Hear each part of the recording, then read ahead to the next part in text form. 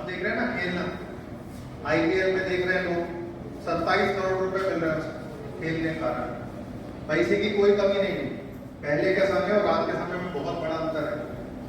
आज के समय में हर क्षेत्र में पैसा है, सिर्फ आपके अंदर वो क्वालिटी होना चाहिए, वो योग्यता होना चाहिए कि आप पैसा वहां से निकालो। और जिस सोशल मीडिया के कारण लोग परेशान हैं, जो उनको भटका रहा है, उसी के कारण लोग करोड़ों रुपए कमा रहे हैं, लाखों रुपए कमा रहे हैं, हजारों रुपए कमा रहे हैं। सिर्फ हमको चीजों का सही उपयोग करना सीखिए। तो पहला काम आप सब अपना जरूर कीजिए कि आप एक चीज पहचानिए कि आपके अंदर ऐसी कौन सी चीज है जिसके ओर आपकी रुचि है, उसके अनुसार अपना कैरियर चुनिए। अब अगर वाणिज्य के क्षेत्र में पढ़ाई करके नौकरी पाने की अगर बात करें तो कई क्षेत्र हैं जिसमें हम लोग काम कर सकते हैं।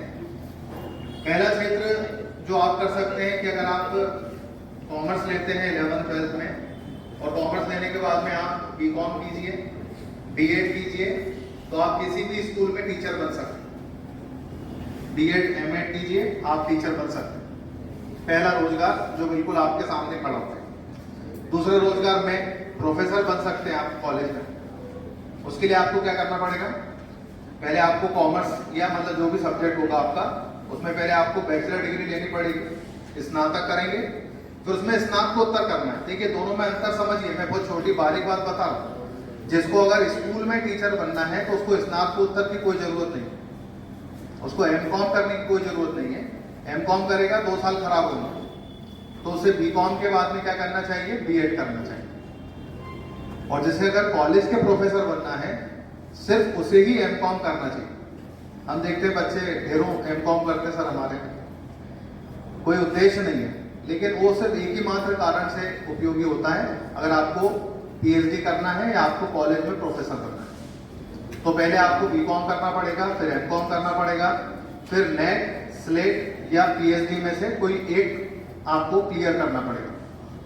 या तो नेशनल एलिजिबिलिटी टेस्ट क्लियर करना पड़ता है या स्टेट एलिजिबिलिटी टेस्ट, या फिर आप डॉक्टरेट की डिग्री कर सकते हैं, तब कहीं जाके आप किसी कॉलेज में पढ़ाने के योग्य बनेंगे।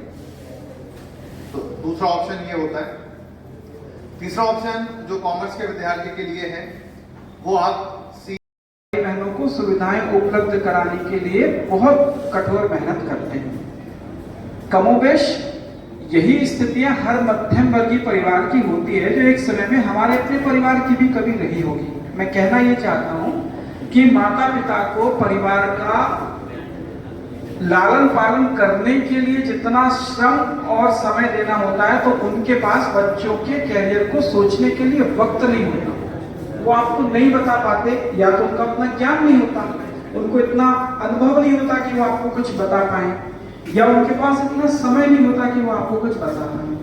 तो इस क्षेत्र में आप किसके ऊपर आश्रित रहते हैं, अपने गुरु के ऊपर, स्कूल के ऊपर, है ना, कि जो भी कुछ आपके गुरु आपको बता रहे हैं वही आपके जीवन में सबसे महत्वपूर्ण है और दिशा निर्देश देने वाला होता है। तो इसलिए अपने स्कूल को और अपने गुरुओं की बात को बहुत गंभीरता से लीजिए, क्योंकि ये आपकी जिंदगी को बदल सकता है।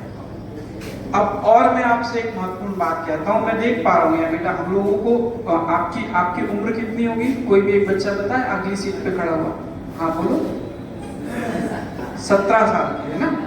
आप लोग 17 साल के हैं, 17, 18, 16 साल के होंगे, और हम ये कह सकते हैं कि लगभग 32 साल हमको पढ़ाते हुए हो गए स्कूल में।